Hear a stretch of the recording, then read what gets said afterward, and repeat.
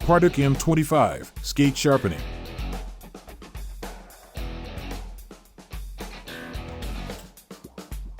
Set the skate on the center of the skate holder, heel to the left side.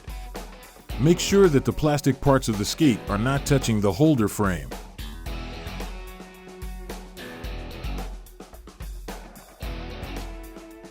Fasten the skate with the locking latch. Start the unit from the power switch. Move the skate gently towards the grinding disc and perform smooth sharpening from left to right.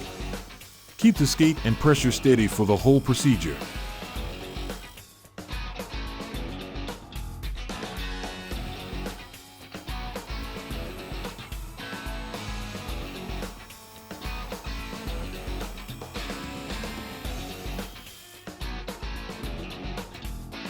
For maximum sharpening quality, perform the final sharpening cycle with the sharpening wax.